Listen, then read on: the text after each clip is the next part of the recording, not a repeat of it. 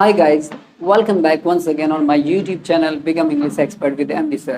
Guys, आज हम बात करेंगे अपने प्रेजेंट टेंस के तीसरे पार्ट प्रेजेंट परफेक्ट टेंस की। इस प्रेजेंट परफेक्ट टेंस में हम सीखेंगे कि प्रेजेंट परफेक्ट टेंस से रिलेटेड सेंटेंसेस कैसे होते हैं, उनकी पहचान कैसी होती है, उनको कैसे बनाते हैं। गाइस, प्रेजेंट परफेक्ट टेंस की अगर हम बात करें तो ये सेंटेंस की पहचान अगर हम एक सेंस के हिसाब से समझें तो ये सेंटेंस वो सेंटेंस होते हैं जिनमें हमें किसी काम के अभी अभी कंप्लीट होने के बारे में पता चलता है।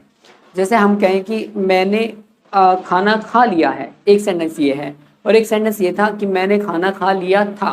तो खा लिया है का मतलब है अभी अभी खाया है, या रिसेंटली खाया है, या फिलहाल में ही कोई काम किया है। एक होता खा लिया था, यानी वो काम थोड़ा पुराना हो गया, वो पास्ट ज़्यादा हो गया। तो प्रेजेंट परफेक्ट का मतलब होता है कि जो काम हमने हाल ही में, रिसेंटली या फिलहाल में किया है, वो वाले जो सेंटेंसेस होते हैं वो प्रेजेंट परफेक्ट सेंटेंसेस होते हैं। अब अगर हम हिंदी में पहचान के हिसाब से समझें तो हम शुरू करते हैं। प्रेजेंट परफेक्ट टेंस की पहचान देखने हैं। जिन हिंदी वाक्यों में क्रिया यानी मेन वर्ब के अंत में चुका है, चुकी है, चुके हैं, या फिर आ है, ई है, ए है, इसको इस तरीके से भी बोल सकते हैं जैसे लिया है, दिया है, किया है। इस तरीके के जो सेंटेंसेस होते हैं वो प्रेजेंट परफेक्ट टेंस वाले होते हैं। अब इसको हम एग्जांपल के से देखते हैं। देखिए, एक सेंटेंस है, वह पढ़ाई कर चुका है, तो इसमें चुका है आया है, तो जाहिर सी बात है प्रेजेंट परफेक्ट टेंस है। लेकिन उसको हमेशा चुका है के तरीके से ही नहीं समझना हमें, इसमें आ है, ई है भी हो सकता है। तो इसी सेंटेंस को थोड़ा सा घुमा के ऐसे बोला जा सकता है, उसने पढ़ाई कर ली है, यानी वह पढ़ाई कर चुका है या उसने पढ़ाई कर ली है। तो ये भी प्रेजेंट परफेक्ट टेंस की ही पहचान है। दूसरा सेंटेंस देख लेते हैं, तुम अपना पाठ याद नहीं कर चुके हो, चुके हो आ गया, या फिर हम इसे ऐसे बोल सकते हैं, तुमने अपना पाठ याद नहीं किया है, अब यहाँ आ गया आ है। तो ये सेंटेंसेस प्रेजेंट परफेक्ट टेंस वाले होते हैं। अब इनको बनाने का रूल क्या है? इनके बनाने के रूल में सबसे पहले हम अफर्मेटिव सेंटेंस को पढ़ते हैं, यानी सिंपल सेंटेंस को पढ़ते हैं। और सिंपल सेंटेंस का जो रूल होता है उसमें सबसे पहले हमें सब्जेक्ट लगाना होगा। सब्जेक्ट आप लोग जानते हैं, सब्जेक्ट अगर सिंगुलर होगा तो उसमें हम सिंगुलर सब्जेक्ट के साथ में हैज लगाएंगे। एरो से पता चल रहा है आपको, हैज लगाएंगे सिंगुलर सब्जेक्ट के साथ में। और सिंगुलर सब्जेक्ट, प्लूरल सब्जेक्ट, ये सब मैंने आपको बताया हुआ है। Singular subject he, she, it या कोई नेम, वो सिंगुलर सब्जेक्ट होता है। प्लूरल सब्जेक्ट के साथ में या आई के साथ में हम हैव लगाएंगे। प्लूरल सब्जेक्ट में दे, ही या एक से ज़्यादा सब्जेक्ट्स को हम प्लूरल सब्जेक्ट कहते हैं।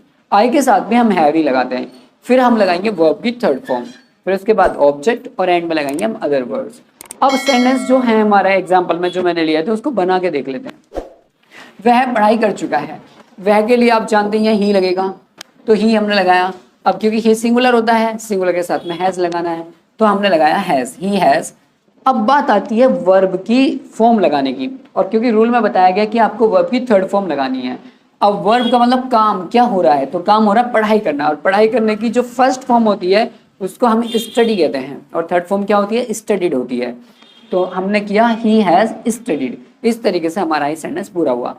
अब बात करेंगे हम नेगेटिव सेंटेंस की। हालांकि यहाँ पे मैंने नेगेटिव सेंटेंस लिखा नहीं है, बट नेगेटिव सेंटेंस कोई ज़्यादा डिफरेंस तो होता नहीं है, बस इतना ही होता है कि हैज़ हैव जो ये है, इस हैज़ हैव के बाद में हम नोट लगा देंगे। इस तरीके से हमारा नेगेटिव सेंटेंस हो जाएगा। अब देखिए, आपको ये नेगेटिव सेंटेंस बनाना है। तुमने अपना पाठ याद नहीं किया है, तो तुमने के लिए क्या आएगा, तुमने के लिए यू आएगा। और यू मैंने आपको बताया था कि यू हमेशा प्लूरल सब्जेक्ट ही माना जाता है, और प्लूरल ही वो होता है। तो यू के साथ हमें, क्योंकि प्लूरल होता है तो हैव लगाना है। सो यू हैव, और नेगेटिव है तो हेल्पिंग वर्ब के बाद ही नोट आना है, तो यू हैव नॉट। अब काम इसमें हो रहा है याद करने का। अब याद करने की फर्स्ट फॉर्म होती है लर्न, लेकिन सेकंड और थर्ड फॉर्म जो होती है वो होती है लर्नड। तो यहाँ पे हमें थर्ड फॉर्म लगानी है, तो ये हो गई learned, you have not learned. अब बात आती है अपना पार्ट, और यू के साथ मैंने आपको लिखवा रखा है कि किस सब्जेक्ट के साथ अपने की इंग्लिश क्या लगाते हैं। तो यू के साथ हम लगाएंगे your, you have not learn your lesson. इस तरीके से हमने नेगेटिव सेंटेंस को भी समझ लिया है। अब बात करते हैं हम इंटेरो नेगेटिव सेंटेंस की, यानी तीसरे टाइप का सेंटेंस है इंटेरो नेगेटिव सेंटेंस।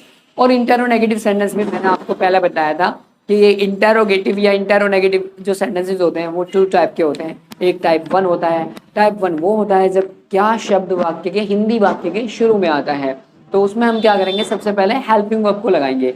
अब प्रेजेंट परफेक्ट सेंटेंस की हेल्पिंग वर्ब जो है वो हैज हैव है। अगर सब्जेक्ट सिंगुलर होगा, जैसा कि हमने यहाँ पे पढ़ा था, सिंगुलर सब्जेक्ट होगा तो हैज लगाएंगे।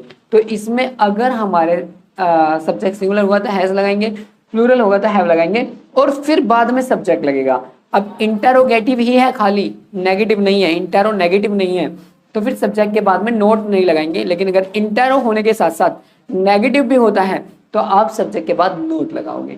उसके बाद फिर वर्ब की थर्ड फॉर्म लगेगी, फिर ऑब्जेक्ट लगाया जाएगा, और एंड में हम अदर वर्ड्स लगाकर क्वेश्चन मार्क लगा देंगे। इस तरीके से हमारा इंटेरोगेटिव का टाइप फर्स्ट सेंटेंस कंप्लीट हो जाएगा। अब जरा हम एक सेंटेंस बना के देख लेते हैं। क्या आप परीक्षा की तैयारी नहीं कर चुके हैं? अब देखिए सेंटेंस में क्या शब्द सेंटेंस के शुरू में आया है, तो ऐसी स्थिति में हम क्या करेंगे, सब्जेक्ट को देखेंगे। सब यानी हमें हेल्पिंग वर्ब भी लगानी है, शुरुआत में हैज या हैव, लेकिन सब्जेक्ट देखेंगे पहले। सब्जेक्ट क्या, आप, आपका मतलब यू प्लूरल होता है तो हैव लगाना पड़ेगा, तो हैव लगाया मैंने, हैव। फिर सब्जेक्ट क्या, आप, आपके लिए यू, हैव यू। अब क्योंकि ये तैयारी नहीं भी आया हुआ इसमें, तो हैव यू नॉट भी आ गया, हैव यू नॉट। अब काम हो रहा है तैयारी करने का, तो तैयारी किसी चीज की हो रही है, किसकी, परीक्षा की। तो तैयारी करने के लिए प्रिपेयर फॉर होता है, ये फर्स्ट फॉर्म है। थर्ड फॉर्म करेंगे तो प्रिपेयर्ड फॉर हो जाता है। So have you not prepared for the examination, और क्वेश्चन मार्क एंड में। इस तरीके से आपने इंटेरोगेटिव के टाइप फर्स्ट सेंटेंस को बनाना सीख लिया है। अब बात करते हैं हम इंटेरोनेगेटिव या इंटेरोगेटिव सेंटेंस का टाइप सेकंड। और टाइप सेकंड मैंने बताया था कि जब किसी भी सेंटेंस के बीच में क्वेश्चन वर्ड यानी कि प्रश्नवाचक शब्द आते हैं, जैसे क्या, कहाँ, कब, कौन, कैसे, तो ऐसी स्थिति में हम क्या करते हैं, सबसे पहले उसी क्वेश्चन वर्ड को लिख लेते हैं। तो उसका जो रूल होता है, उसका रूल कुछ अलग नहीं होता। जो मैंने टाइप 1 इंटेरोगेटिव का रूल बताया है, उसी रूल में बस सबसे पहले उस क्वेश्चन वर्ड को लिख देंगे। अब उस क्वेश्चन वर्ड को बहुत से लोग WH फैमिली वर्ड भी कहते हैं, तो हमने WH फैमिली वर्ड, जो क्वेश्चन वर्ड बीच में आया, सबसे पहले उसी को लिखेंगे।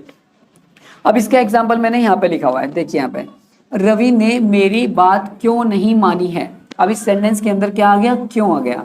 अब क्यों क्या है, ये क्वेश्चन वर्ड है, सबसे पहले हम इसी को लिखेंगे, वाई। अब हमें लगानी है हेल्पिंग वर्ब, हैज या हैव। अब उससे पहले सब्जेक्ट को देखना पड़ेगा, सब्जेक्ट रवि है और रवि सिंगुलर है, इसलिए हमें लगाना पड़ेगा हैज, वाई हैज। अब सब्जेक्ट लगाना पड़ेगा रवि, वाई हैज रवि। अब क्योंकि नॉट भी है, क्योंकि क्यों नहीं, वाई हैज रवि नॉट। अब काम हो रहा है बात मानने का, और बात मानने की फर्स्ट फॉर्म होती है ओबे, और थर्ड फॉर्म हो जाएगी ओबेड। तो why has Ravi not obeyed, और मेरी के लिए मी ऑब्जेक्ट में, why has Ravi not obeyed me. तो गाइज इस तरीके से मैंने प्रेजेंट परफेक्ट सेंटेंस के आपको तीनों ही टाइप के सेंटेंस बता दिए हैं। तो अब मैं आपको कुछ सेंटेंसेस दूंगा, बोर्ड पे लिखूंगा आपकी प्रैक्टिस के लिए, आपको वो सेंटेंसेस बनाने हैं। तो गाइज ये कुछ सेंटेंसेस हैं जिनको बना के आपको मुझे कमेंट बॉक्स में दिखाना है। गाइज इन सेंटेंसेस में जो भी डिफिकल्ट वर्ड है या कोई वर्ब है, उसका मैंने मीनिंग उसके सामने लिखा हुआ है। तो गाइज शुरू करते हैं पहले सेंटेंस से। मैंने डॉक्टर से सलाह ले ली है। सलाह लेने की फर्स्ट फॉर्म होती है कंसल्ट, और थर्ड फॉर्म होती है कंसल्टेड। उसके बाद में क्या, उस लड़की ने माफ़ी नहीं मांगी है। माफ़ी मांगने की फर्स्ट फॉर्म होती है अपोलोजाइज, और थर्ड फॉर्म होती है अपोलोजाइज्ड। उसके बाद में क्या, आपकी ट्रेन छूट गई है। ट्रेन छूटने के लिए फर्स्ट फॉर्म होती है मिस द ट्रेन, और थर्ड फॉर्म होगी मिस्ड द ट्रेन। इसका मैंने मीनिंग भी लिखा हुआ है, मिस्ड। उसके बाद उसने तुम्हें अभी माफ़ नहीं किया है। माफ़ करने की first form forgive, third form forgiven. उसका बेटा बिगड़ चुका है। बिगड़ने की फर्स्ट फॉर्म स्पॉइल, और थर्ड फॉर्म स्पॉइल्ड होती है। गाइस प्रेजेंट परफेक्ट टेंस के अंदर तो बस आज इतना ही था। फिर मिलते हैं जल्दी ही टेंस रिलेटेड एक नई वीडियो में। तब तक के लिए good bye, take care, thank you.